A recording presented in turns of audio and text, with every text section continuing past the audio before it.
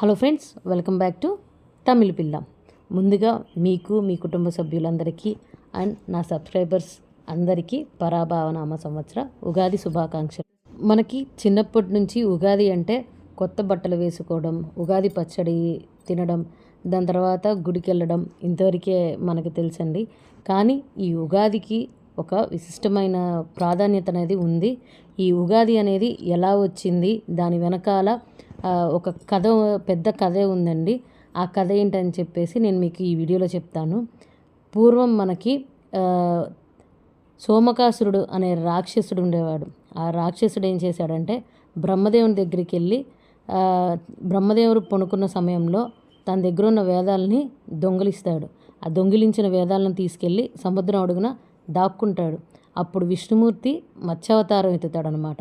మత్స్యావతారం ఎత్తి ఆ రాక్షసుని సంహరిస్తాడు. ఆ సంహరించిన తర్వాత ఆ ప్రళయం అంతా ముగిసినాక బ్రహ్మదేవుడి దగ్గరికి వెళ్ళి మళ్ళీ ఆ వేదాలను అనేది బ్రహ్మదేవుడికి ఇచ్చి మళ్ళీ సృష్టిని ప్రారంభించమని చెప్తాడు విష్ణుమూర్తి. సో ఆ సృష్టిని ప్రారంభించిన రోజే ఈ ఉగాది. ఉగాదికి ఒక మీనింగ్ కూడా ఉందండి. యుగ అంటే కాలం, ఆది అంటే మొదలు, అంటే కాలం మొదలైన రోజు అన్నమాట.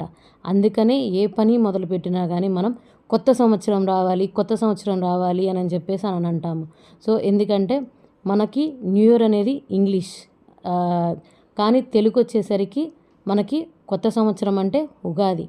అందుకనే మనం ఈ ఉగాదిని మన యొక్క తెలుగు సంవత్సరంగా మనకి ఫస్ట్ మొదలైన రోజుగా మనం ఈ ఉగాదిని మనం అన్ని పనులకి ఉగాదియే శుభముహూర్తంగా మనం తీసుకుంటామన్నమాట.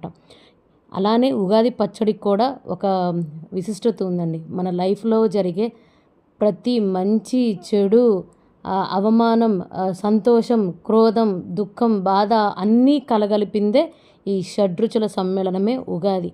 మన లైఫ్లో ఎలా అయితే అన్ని రకాలైనటువంటి ఎమోషన్స్ ఉన్నాయో అలానే ఈ ఉగాది పచ్చడి కూడా షడ్రుచుల సమ్మేళనం అంటారు. ఈ ఉగాది పచ్చడిని కంపల్సరీగా అందరూ స్వీకరించాలి.